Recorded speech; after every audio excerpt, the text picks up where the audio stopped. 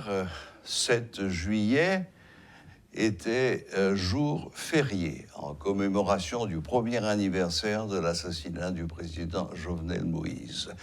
De nombreuses manifestations ont marqué cette journée, certaines par les autorités, d'autres par la famille, mais ça se passait au Cap, et d'autres, enfin, par la population. L'un de nos reporters a suivi les manifestations de Port-au-Prince et il vient ce soir nous en faire le bilan. Il s'agit de Rudolf Pierre-Louis. Bonsoir Rudolf, bienvenue. Bonsoir Serge, bonsoir à toutes et à tous. Bon, donc là j'ai vu en venant à Métropole tout à l'heure quelques traces de pneus enflammés qui n'étaient pas très vieilles et qui probablement datent d'hier. Justement, ça fait déjà quelques jours depuis que les résidus des pneus enflammés n'ont pas été remarqués.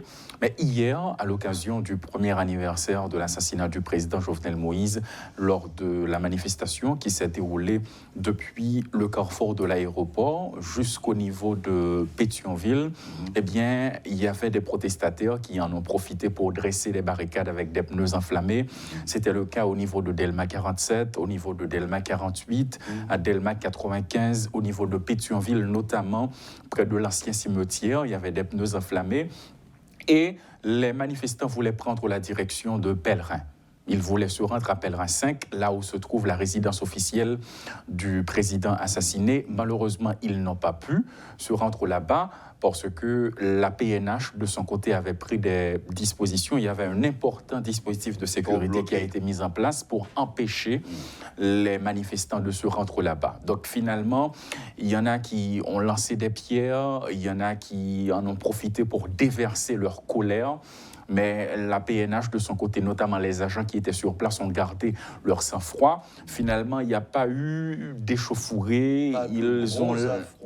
Exactement. Ils ont lancé des propos et après, ils ont fait demi-tour pour rentrer chez eux. Donc la journée s'est déroulée ainsi.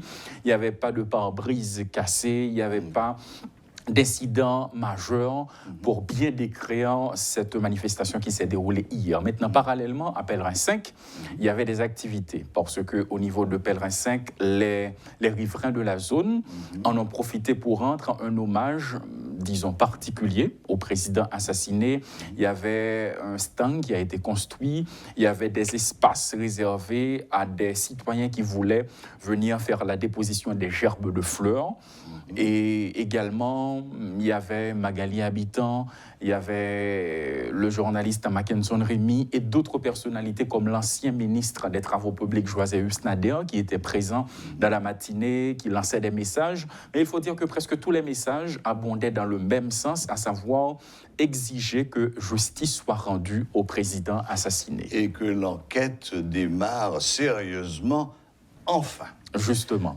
Donc apparemment, ces manifestations, c'était évidemment pour rendre hommage au président assassiné, mais c'était aussi et surtout pour réclamer justice. Pour réclamer justice, au point que Magali Habitant, dans ses déclarations, elle a fait savoir que même si le président ne trouve pas justice sur ce gouvernement, sur ce régime, mais elle espère quand même qu'à partir de notre gouvernement qui viendra, elle ne sait pas quand, elle espère quand même que justice sera rendue au président et à sa famille. Donc c'était ça le contenu de ses propos. D'autant plus que, les rumeurs, voire même les accusations, se font de plus en plus pressantes à l'encontre du Premier ministre. Elle ne l'a pas répété hier, mais la veuve du président, l'avant-veille, avait quand même porté des accusations directes relatives à l'implication du Premier ministre dans l'assassinat de son mari. Justement, il y a la veuve du président qui a fait ces déclarations. Il y a également d'autres personnalités qui croient que le Premier ministre Ariel Henry a quelque chose à voir avec l'assassinat du président. Il y a Claude Joseph, l'ancien Premier ministre. Il y a d'autres personnalités qui ont pris la parole et ont fait savoir que quand même le Premier ministre a quelque chose à voir. D'ailleurs, il y a des plaintes qui ont été déposées, il y a des affirmations qui continuent à faire faire circuler le même message. Donc tout ça, c'est pour dire ça crée que... une ambiance justement. tout à fait délétère. Bon, maintenant, du côté du gouvernement, ça s'est passé au Mupana. Ça s'est passé au Mupana. Le Premier ministre Ariel Henry, à sa façon, a rendu un hommage éloquent au président assassiné avec d'autres ministres de son gouvernement. Mais sobre, apparemment. Absolument, sans parce musique, que sans pour trompette, certains, c'est un hommage éloquent, pour d'autres personnes, c'est un hommage assez sobre, justement. Et il y en a qui en ont profité, comme j'étais là-bas à Pèlerin 5, pour poser des questions, à savoir pourquoi le Premier ministre a choisi de rendre un hommage au président au Mupana, alors que le président n'a pas été assassiné dans les villes de province. Pourquoi il ne s'est pas rendu à Pèlerin 5? Donc il y avait des questions de ce genre. Il y en a qui ont même passé presque une demi-journée à espérer que le Premier ministre viendra quand même pour rendre un hommage au président de la République là-bas à Pèlerin 5.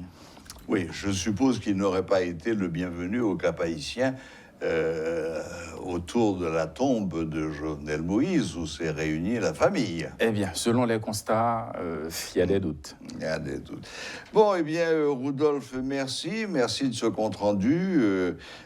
Comme vous l'avez signalé, on voit encore ici et là, par-ci, par-là, des vestiges de la manifestation d'hier, en particulier sur Delma, mais vous venez de nous confirmer qu'il y a eu quelques petits mouvements de colère, mais rien de grave, pas de casse de véhicules, pas d'attaque de magasins. Non, au contraire. Ça a été fait dans toutes les entreprises et dans le respect. Justement, toutes les entreprises étaient totalement fermées. Quand il y a par exemple un séjour férié, il y a quelques restaurants qui fonctionnent, mais hier, à Delma, à Pétionville, c'était la fermeture totale. Il n'y avait pas d'activité du tout. Quelqu'un qui voulait manger quelque chose, c'était très difficile.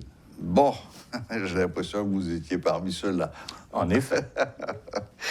Eh bien, merci Rudolf, merci de ce compte-rendu, et puis, félicitations, et puis, à un de ces jours. Merci beaucoup, un plaisir.